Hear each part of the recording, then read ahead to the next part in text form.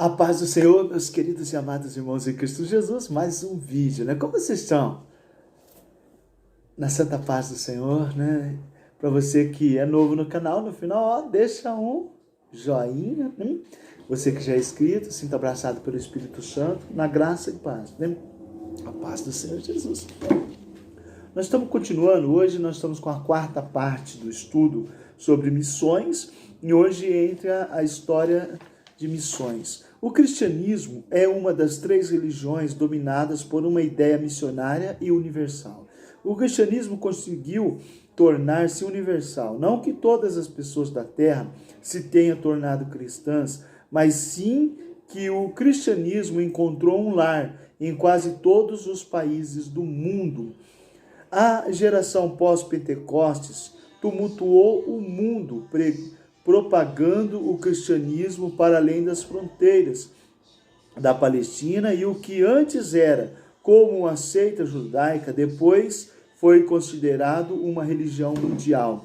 A liderança de cristãos como Pedro e Paulo, os grandes vultos do cristianismo no primeiro século e as perseguições, Atos capítulo 8, e a destruição do templo de Jerusalém impeliu o exterior muitos evangélicos leigos e treinados que se espalharam, ampliando o ID de Marcos 16 e levantando distante a mensagem de Cristo. O ponto de partida das missões cristãs, sabemos com certeza, é a igreja no Novo Testamento. Aqueles discípulos que, por ocasião da morte de Cristo na cruz, fugiram assustados e inseguros, medrosos, até que no dia de Pentecostes foram cheios do Espírito Santo e por ele capacitados a dar início, naquela ocasião, à obra missionária. A clara ligação entre os avivamentos históricos e os movimentos missionários. Se observarmos os ciclos de avivamentos, perceberemos que a proclamação da palavra torna-se uma consequência natural desta ação do Espírito. Vejamos. O fruto de um avivamento, a partir de 1730, John Wesley, durante 50 anos, pregou cerca de 3 sermões por dia, a maior parte ao ar livre, tendo percorrido 175 mil quilômetros a cavalo, pregando 40 mil sermões ao longo de sua vida. Fruto de um avivamento, em 1727, a Igreja Moraviana passa a enviar missionários para todo o mundo conhecido da época, chegando ao longo de 100 anos enviar mais de 3.600 missionários para diversos países. Fruto de um avivamento, em 1784, após ler a biografia do missionário David Brainerd, o estudante William Carey foi chamado por Deus para alcançar os indianos. Após uma vida de trabalho, conseguiu traduzir a palavra de Deus para mais de 20 línguas locais, e sua influência permanece ainda hoje. Fruto de um avivamento, em 1806, Adoniram Judson tem uma forte experiência com Deus e se propõe a servir a Cristo, indo depois para a Birmânia, onde se encarcerado e perseguido durante décadas, mas deixa aquele país com 300 igrejas plantadas e mais de 70 pastores. Hoje, Myanmar, a antiga Birmânia, possui mais de 2 milhões de cristãos. Fruto de um avivamento, em 1882, Moody pregou na Universidade de Cambridge, e 7 homens se dispuseram ao Senhor para a obra missionária e impactaram o mundo da época. Foram chamados os 7 de Cambridge, que inclui Charles Studi. Sua biografia publicada no Brasil chama-se O Homem que Obedecia. Foi para a África, percorreu 17 países e pregou a mais de 500 mil de pessoas. Fundou a Missão de Evangelização Mundial, WEC Internacional, que conta hoje com mais de 2.000 missionários no mundo. Fruto de um avivamento, em 1855, Deus falou ao coração de um jovem franzino e não muito saudável para se dispor ao trabalho transcultural em um país idólatra e selvagem. Vários irmãos da sua igreja tentavam dissuadi-lo, dizendo: para que ir tão longe, se aqui na América do Norte há tanto o que fazer? Ele preferiu ouvir a Deus e foi. Seu nome é Simonton, 1833 a 1867, que veio ao nosso país e fundou a Igreja Presbiteriana no Brasil. Fruto de um avivamento, em 1950, no Wheaton College, cerca de 500 jovens foram chamados para a obra missionária ao redor do mundo e obedeceram. Dentre eles estava Jim Elliot, que foi morto tentando alcançar a tribo Auca na Amazônia em 1956. A partir do seu martírio, houve um grande avanço missionário em todo o mundo indígena, sobretudo no Equador. Outro que ali também se dispôs para a obra missionária foi o Dr. Russell Shedd, que é tremendamente usado por Deus em nosso país até o dia de hoje. Para isso é preciso reler Romanos 16, 25 ao 27, quando o apóstolo encerra esta carta com grande profundidade missiológica, o papel do pastor na igreja. Cabe ao pastor da igreja conscientizá-la para sua responsabilidade na obra da evangelização mundial. Outros poderão interessar-se pelo empreendimento, mas só ele tem nas mãos o leme da condução do rebanho, se não houver de sua parte qualquer interesse, pouco a igreja poderá realizar. A Secretaria Local de Missões.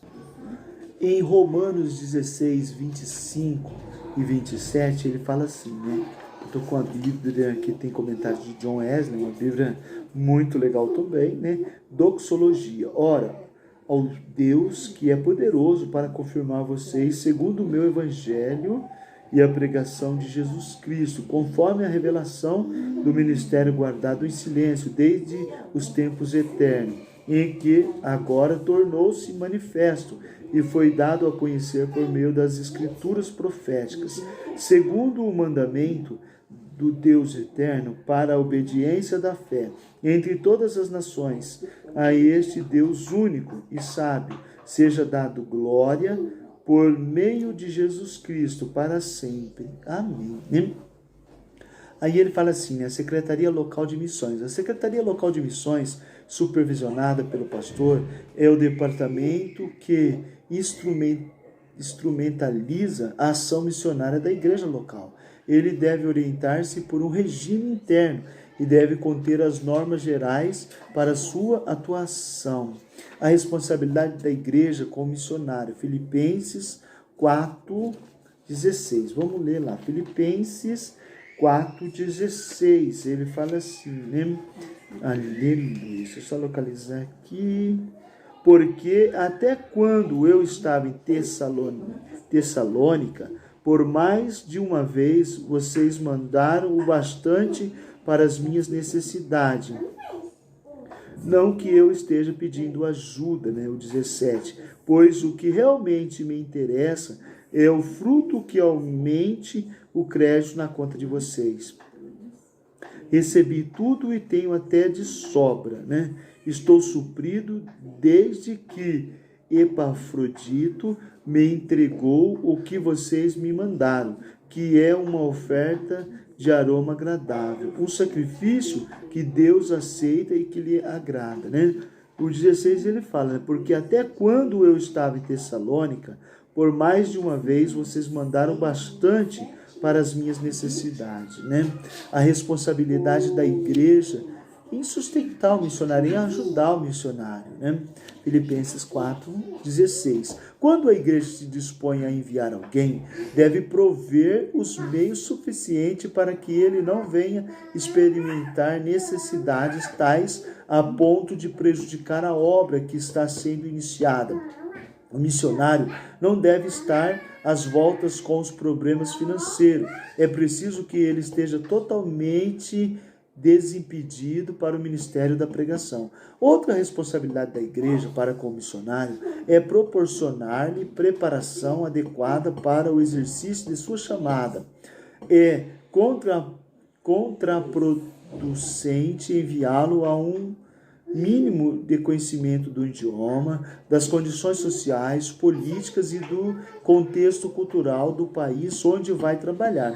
Ele precisa estar psicologicamente preparado para enfrentar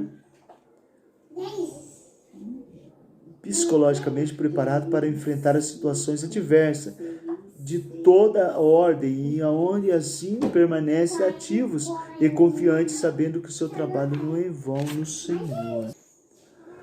A responsabilidade da igreja com oração, Mateus 9,38. Finalmente, a oração é a força propulsora de todo o trabalho missionário. Se você tiver o cuidado de fazer um levantamento nas páginas da Bíblia, vai descobrir que as grandes intervenções divinas da história tiveram como ponto de partida a oração. Mas não basta apenas teorizar sobre a oração, é preciso orar. As juntas missionárias, essas organizações vieram a existir por causa do fracasso de algumas igrejas em cumprir a tarefa. Hoje elas são de grande importância e atuam como instrumentos de Deus para ajudar a igreja local a fazer missão, prover treinamento específico para o missionário, orientar quanto às melhores oportunidades, executar o serviço burocrático. Tá, vou parar por aqui, né? Uma coisa que não está nesse estudo, a gente aprendeu, né? Fizemos uma vez um seminário sobre... O seminário chamava Rede, né? Antes de enviar um missionário, alguém, rede quer dizer restaurar, ensinar, discipular e enviar. Rede, restaurar. Primeiro, para a pessoa ser enviado, onde que acontece muita falha. Para ser enviado, a pessoa tem que ser restaurado, tem que ser limpo, liberto, restaurado. O E, R, restaurado. O E, ensinado, né? O D, discipulado. Ele tem que ser ensinado no caminho do Senhor, ele tem que estar firmado na rocha, discipulado. Ele tem que sentar para aprender. Como que ele vai ensinar se ele nunca sentou para aprender? Ele tem que sentar para aprender, discipulado. Ele tem que ser formado discípulo, ele tem que ter conhecimento, né? Antes de enviar. Restaurar, edificar, discipular e enviar. Mas tem muita gente que vai sem ter conhecimento, sem ser discipulado, sem ser restaurado. Aí a chance de não dar certo é muito grande, né? Aqui nós estamos vendo esse estudo, a igreja envia e tem que ajudar, tem que cooperar, Existe 3 meios de ajudar o campo missionário. Com as mãos, com os pés e com o joelho.